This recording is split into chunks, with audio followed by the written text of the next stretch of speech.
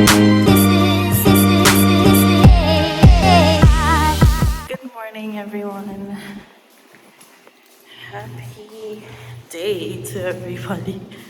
Um, Today is Friday for us, and naka half day ako. So I took the morning off kasi I have to go to the laboratory to get my test done, my ultrasound and X-ray ako. Um, so yeah, come with me, I guess. Ano lang to, parang ni-request ng doctor ko. So yeah, ang mahirap lang is I scheduled this a month ago before I went to the emergency room. Tapos in-X-ray na ako dun sa emergency room, but I just wanna do it again kasi yung sa emergency room, I didn't do it right. I didn't hydrate. Kaya hindi ko na rin kinancel yung appointment kasi may appointment din naman ako for X-ray and I still need to do that. But anyways, kasi my doctor's appointment was online, so yung requisition, they just sent it to me on my email and then I had to print it out, and then I'm the one who did the booking by phone, and then yeah, parang I think that's the normal practice. But anyways, I'm gonna start to drive. Alam niyo yung yung lalagyan ng camera dito sa dashboard? I want one para makikita niyo paano yung like madaling i-set up yung camera pag magdadrive. Anyways, I am so full of water kasi yung ultrasound, you need to drink 4 glasses of water 2 hours before the appointment and no water at all an hour before the appointment. So yung water naka-lodge na siya sa ko. Where does the water go?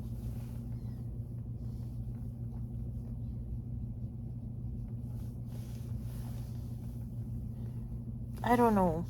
Sa bladder. Naka-lodge na yung water sa bladder ko. And I really need to pee so bad. But I can't pee kasi nakalagay dun sa instructions na I shouldn't pee. But anyways, my appointment is at 10 and it is currently 9:40. It's 10 minutes away pero maghanap ako ng parking. So, BRB na lang muna.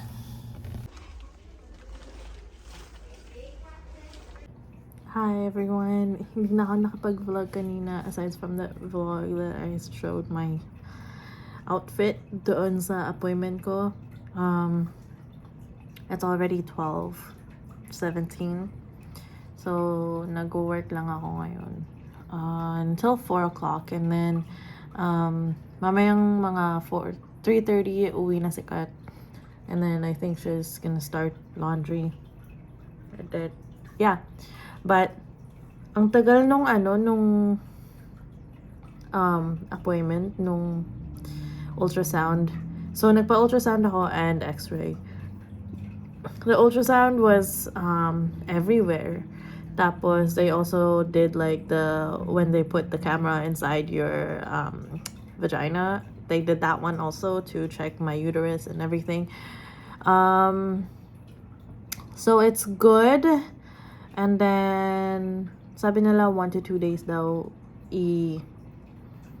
forward nila yung results or yung mga photos that they took to my doctor, and then I'll have to reschedule an appointment with my doctor and then follow up with an appointment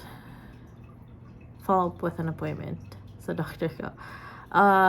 Yun lang naman. But yeah, the very frustrating part was nung masakit pa talaga yung tiyan ko. It took a month for appointment to happen. Pero the good thing is when I went there kanina, x-ray, ultrasounds, they did like 3 kinds of ultrasounds. Everything was free because of Canada's healthcare.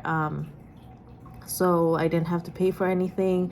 And then when I schedule an appointment with my doctor to follow up with the results or the images, then that's also going to be free. Kaya yun, okay naman kasi nung na-worry na talaga ako na bakit masakit pa rin and hindi umaalis yung sakit. Nag-emerge kami ni Kat. Tapos doon naman, chinek din nila, nag-ultrasound din sila ng mabilisan to see if like anything is, needing attention right away. Pero since wala naman sila nakita, parang nawala na rin yung pagka-worry ko. But yeah, I think those are the lang talaga processes ng healthcare dito sa Canada. Well, I'm in Vancouver right now, so Vancouver, Canada. Mabagal siya if you're not really that sick. But if you're sick, like super sick, or yung mga symptoms mo are very, very like prominent and persistent and strong and like worrisome, then mabilisan din naman yung mga appointment and pag-follow up and stuff. But since everything is on a wait list, pag they don't think that you're in immediate danger or hindi ka ganun kasakit. But yeah, marami kasi akong parang naririnig din sa mga vlogs and like other people's perspectives about sa healthcare sa Canada na it's free, yes, and that's good, but it's not good kasi you don't get seen right away. And I don't know, I guess I agree to an extent, but I also don't agree kasi nga if you go to the emergency and you are very, very sick, they will see you right away. That's why they have the triage system to determine where in the sickness level you are. And so if you're sick, then ikaw yung unang ma-check up and ikaw din yung unang uuwi or magkakaroon ng follow-up with your doctor. Basta like imminent sickness is their priority.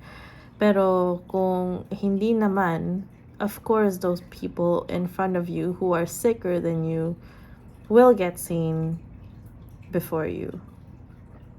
Same with the appointment system and mga MRI, CT scan, and everything. Just because it's free doesn't mean that it needs to be super accessible to everyone, especially kung hindi ka naman talaga ganun ka sick and you just want to find your, I don't know why symptoms are happening to you. So that's important. I think it's important to to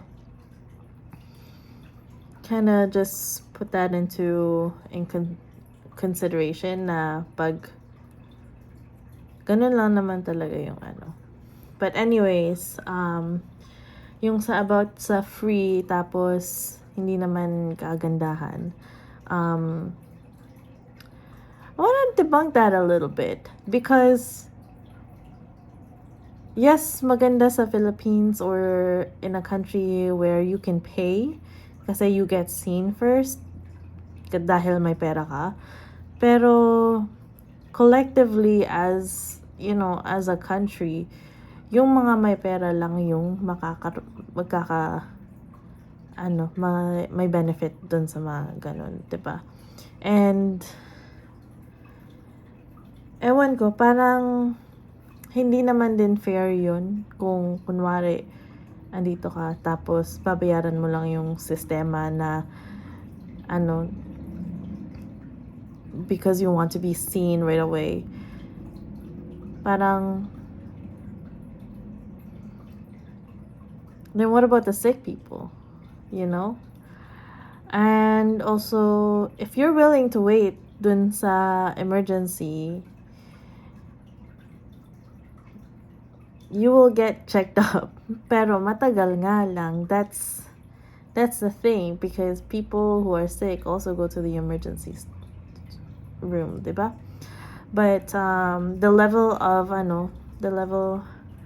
yung parang order of urgency nila naman is like babies, kids, and then accidents, or like basta yung pang mamamatay ka na. And then I also hear like yung mga iba na nagsasabi na mamamatay ka na lang kakahintay. But I feel like that's not true for the most part. Kasi you will get seen. You're just in pain, but pain won't kill you.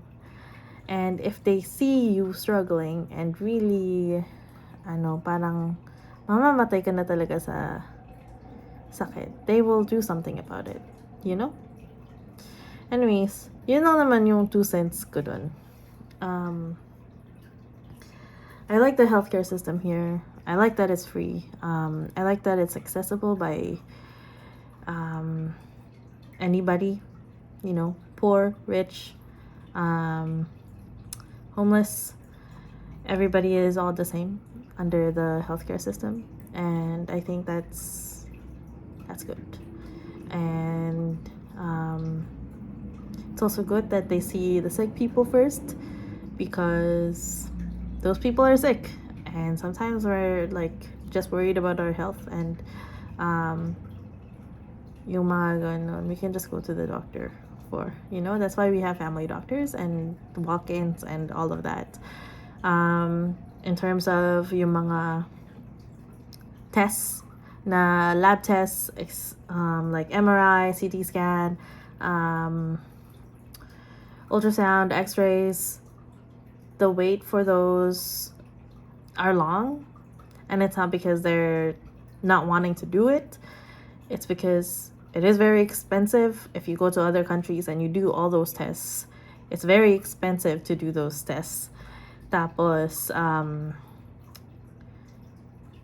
sick people need it first. So, yeah. I think there's a lot to complain about, especially sa healthcare system. Maybe we need more doctors, we need more nurses, we need more attendants, and they need to get paid more. But if we have all of those, I think na mas gaganda yung healthcare system dito sa Canada as a whole, you know? It's not really that the healthcare system here sucks. It's just a lot of waiting, because sick people need to get seen first, and that is a priority we have. It's not, you know, because you have money to pay for, you know. Kasi imagine like ikaw na walang pera, tapos may cancer ka, tapos yung gusto lang magpa-check up na may pera, babayaran, tapos ikaw namamatay ka na, but you don't have money. So then, mamamatay ka na lang sa kakahintay. So, I guess what I'm saying is, would you rather die because wala kang pera, or would you rather wait and live because wala kang pera? You know? I don't know. Healthcare system is really, really expensive, and I think we should acknowledge that, you know? It's free because it comes out of our taxes, but the way we can, you know, make the most out of the taxes that's getting deducted because it's going to the healthcare system, or like the collective system here, is to get checkups, to make sure that our health is on track, and that we're regularly seeing the doctor and keeping ourselves healthy. That's it. Anyways, work muna ako. Thank you all for listening to my TED Talk. I just wanted to say that. Okay, I think that is it for this vlog because I forgot to vlog for the rest of the day. Ano bang ginawa natin? Oh, after work, we just went to Angelu's house. Dun kami nag-dinner and nag-hangout. And, yeah, that's it. Kaya nakalimutan na rin namin mag-vlog kasi nga we were at another person's house and spending time with Angelu and Bot and a little bit of Yondi kasi late na siya umuwi. Yeah, I think that's it. If you have any other questions about healthcare or whatever,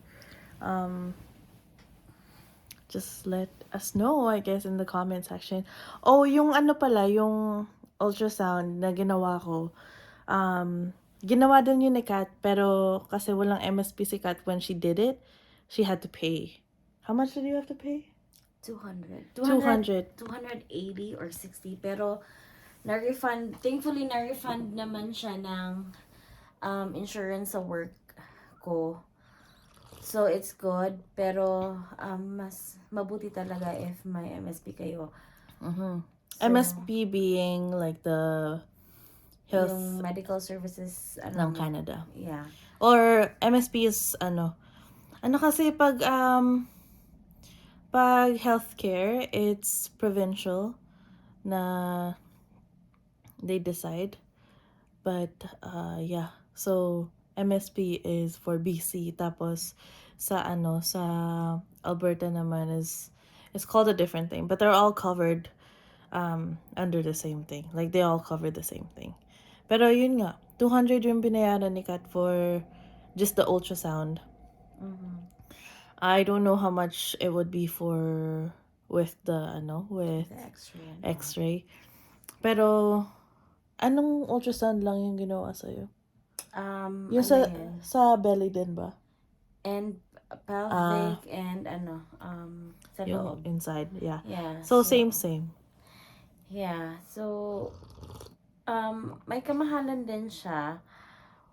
Pero, kaya nga siguro, I think, nakakatulong din yung, dito. Coverage ng health. Yeah. Aray ko, ang init. Kasi, ang mahal din if that's out of your pocket, diba? Yeah. Kaya, yun din yung sinasabi ko kanina na, minsan matagal talaga yung wait. Pero, mas okay na free yung healthcare at hindi mo na feel na yung pera mo nawawala dahil sa healthcare. Instead of magbabayad ka each time na kailangan mo, tapos Problema ka pa kasi kailangan ka magbayad, gumastos ka. Oo, true. So another na naman stress for you. Yeah. But yun lang kasi wala namang perfect sa world, 'di ba? So yun lang talaga ang pagpipilian ng mga tao is free healthcare, pero you have to wait for it because there's like a level of hierarchy sa mga needs ng mga tao in terms of like how sick they are, or babayaran mo pero kung wala kang pera you can't get health, 'di ba? Or maghihirap ka.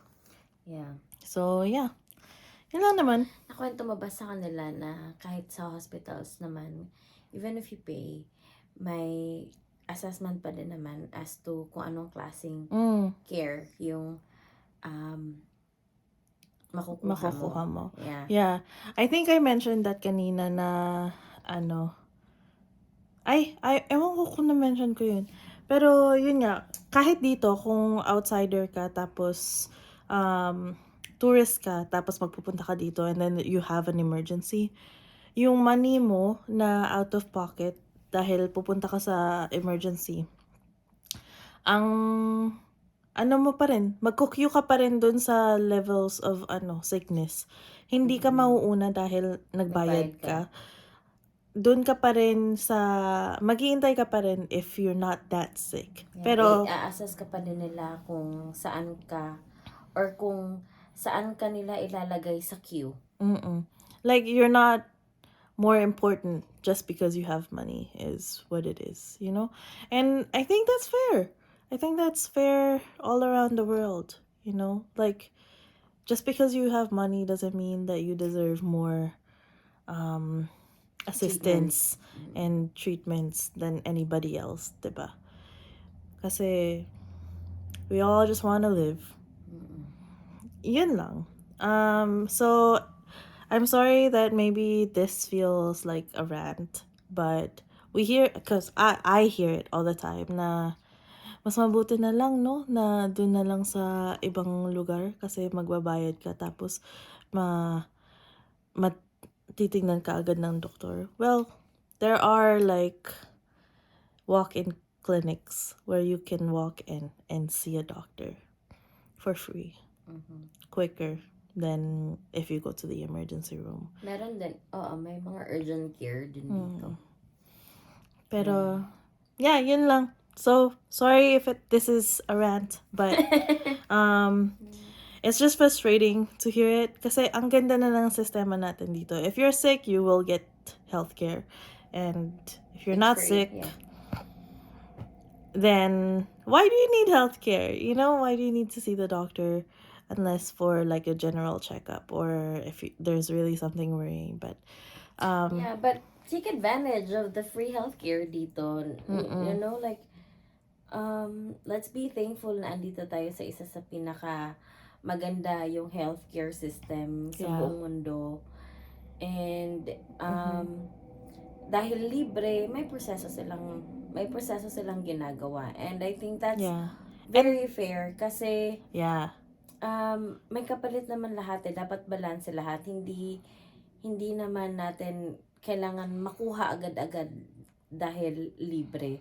Dapat alamin din natin kung anong klase at kung anong lugar na klase ng treatment na nakukuha natin dahil nga libre. Yung parang ganun. Yeah, and it's free because everybody contributes to it. So it's only fair that the sickest get, you know, the urgent attention, I guess. Yeah, yun lang naman. If you're sick, tapos pupunta ka sa emergency room, and you really think na it's something, also follow up with your doctor. Because emergency will only check your, yung mga symptoms na sinasabi mo, hindi yung overall. Kaya, yun. Anyways, thanks! Thank you so much guys for watching. Please don't forget to subscribe. Maraming salamat sa mga bagong subscribers natin. Yes! We are so grateful and thankful for all of you guys. And, Monday ngayon, no? Monday tayo lalabas, no? So, again, may mga nababasa kami mga comments. May mga naka-line up na tayo mga videos. Abangan nyo yung videos natin. May mga sagot kami sa mga comments nyo, kaya abangan nyo. Yes, and sorry if we're not replying fast enough. Parang may set na days na talaga kami na nagla-login sa YouTube, tapos dun na kami nag-update and answer comments. Hindi namin ginagawa yun like every minute. Kasi time management, guys! Yeah, kasi ang busy din ng life, you know, and we're just trying to balance it all. Yeah. So, maraming salamat. Ito na yun, yung dahil ganito yung buhay namin dito talaga. True. Very, True. Yun lang. Thanks, everyone. Please subscribe. Guys. Good night.